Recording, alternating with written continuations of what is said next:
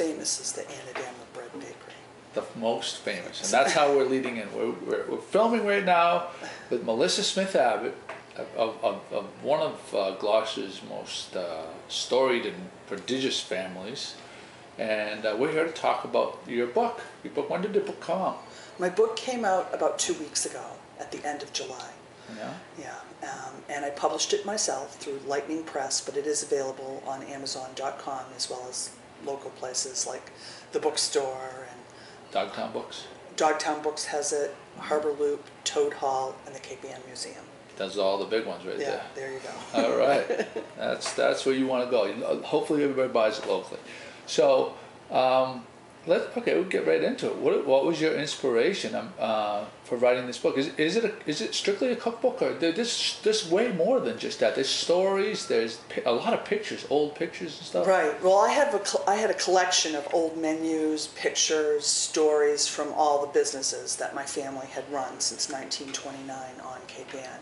And the first business was the Blacksmith Shop Restaurant, which was started in 1929 by my great-grandmother, Melissa McMeekin Melissa McMeekin Collins was her name. In 29? 1929. That's just before the Great Depression, right? It was during the Depression, and she saw an ad in the New York Times for an old blacksmith shop that was for sale in Rockport, Massachusetts. So she drove here with her daughter, my grandmother, Melissa Collins Smith was her name.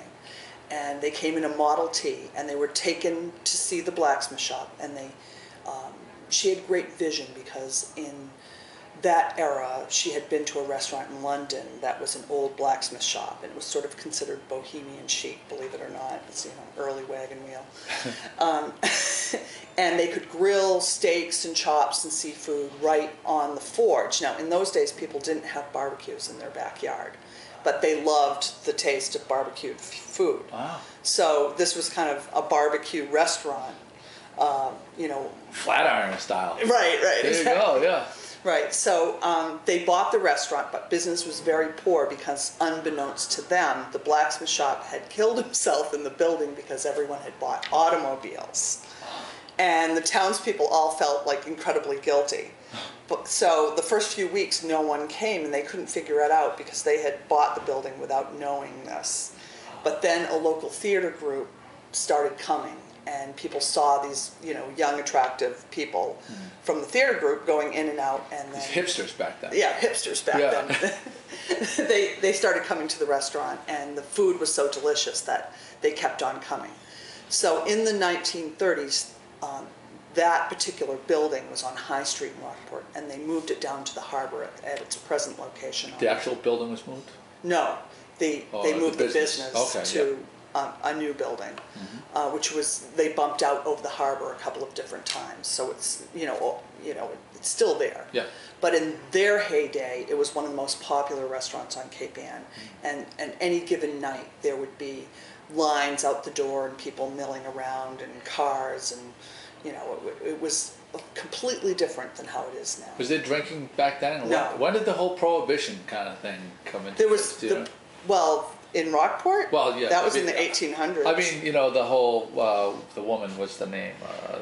Hannah Jumper. Hannah Jumper. She was in the 1800s. That's 1800. Yeah. Okay. So. No, it was a dry town. But in those days, you have to remember that it was completely different on Cape Ann. There was no Route 128. People just didn't drive here. You had to drive on 127. You had to come through Salem and Beverly to get here. And so people would come here, and there was the train. They would come here, but they would stay for a month or 2 months or for the summer. And many artists had been coming since the late 1800s, since Winslow Homer's time. And Rockport had its share of artists, and they'd rent the little fisherman shacks, and so in those days the blacksmith shop became a hangout for all the Rockport artists. So my grandparents were friends with them all, and friends with the people who had businesses in Rockport. And it was a different lifestyle. People stayed, they came to dinner every night, they stayed for months at a time. They weren't the day tripper that they are now, where they drive in, have an ice cream cone, a piece of fudge, and leave. So it was a different era, and I think that I don't think drinking was a big deal. They were. Yeah. I was just curious. Yeah. They probably drank at home when Right. they went out to eat. I don't know. Had a few cocktails. Yeah. Went out, I don't know. And so then during that time, they also learned a few local recipes, like Anadama bread, Joe Frogger cookies, and Cape Ann blueberry cake, 1884 apple muffins. My grandmother collected recipes that were basically indigenous to the region. Classics. Classics, Yeah. local favorites. And she started baking them upstairs in the blacksmith shop in the 1930s, and that business was called Blacksmith Shop Pastries. And then that evolved to an Anadama bread bakery on Main Street in Rockport in the 1940s, and they baked about 80 loaves a day. And my grandfather, her husband, Bill Smith, perfected the recipe, because what they did in those days is they used the bottom of the barrel molasses. The molasses would come up in hogsheads from the Caribbean, and there was a little trade where they'd bring the dried fish down to the Caribbean, and then they'd go over and to Spain, and they'd pick up the Madeira wine, and there's a little triangle trade, and they'd bring that back. So the bottom of the barrel stuff they couldn't sell in the stores, and they would use that for cooking. So that was the real dark, thick molasses. And they used to steam their cornmeal and molasses overnight and have that for breakfast. And so they put the molasses in it. So the original Anadama bread kind of had this really dark molasses and this steamed cornmeal that really took on the flavors. And I talk about that in the book, how to make Anadama bread the authentic way. Uh-huh. And lots of people make it, but a lot of people don't know to use like a dark molasses from the health food store. Uh-huh. So there's a little trick to it. So some of these recipes were sort of trade secrets that my grandmother kept for years and years. And I grew up in the restaurant, in the blacksmith shop. And then in the 1960, my grandmother bought a building on what's known as the Back Shore, which is now the Elks. The Easterly Inn. Yeah. And that was at someone's home, and she turned it in. She got a liquor license. What year are we talking about? 1960. Okay. That was during urban renewal in Gloucester, and where Dunkin' Donuts is now, between Roger Street. That was a whole bunch of. It was a warren of streets there, and she bought a liquor license. I think it was from the Biltmore Hotel that they tore down, and she used that liquor license and for the Easterly Inn.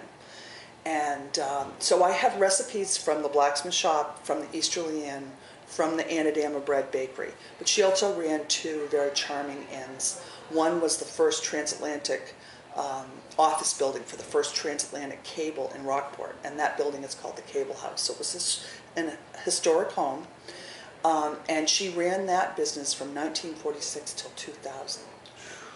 Right. Oh my Lord, what a woman. I know, she was Crazy. unbelievable. And I have all the recipes from the Cable House that she had. The same guests would come back year after year. And she was very charming hostess. And then she also, in the 1950s, ran an inn called the Faraday Inn, which was by Pebble Beach in Rockport on the south end. It's a private home now. And she had Sunday night hunt club buffets and teas and things like that. People don't have teas anymore. But I did include her instructions for tea sandwiches and all that kind of thing. So each chapter is a different business. So there's the blacksmith shop, the Anadama Bread Bakery, the Easterly Inn, the Faraday Inn, and the Cable House, with all the associated recipes. And pictures. I mean, And it's pictures. a ton of unbelievable pictures. Right. This is a labor of love for you. I mean, Right. This is just amazing. History, I mean, it's got a little of everything. It's got history, it's got family, it's got pictures, it's got recipes. Right. This is like hardcore. You want to get a feel for Gloucester the way Right. it was, Right. and a lot of people associate the way things were by food. Right. This brings it all together. Exactly. Wow. Because, if you think in terms of like a baked stuffed turkey, in those days in Gloucester they made it like a baked stuffed, haddock. Same thing. All right, So- we're gonna pick this up in part 2 in just Okay. a moment.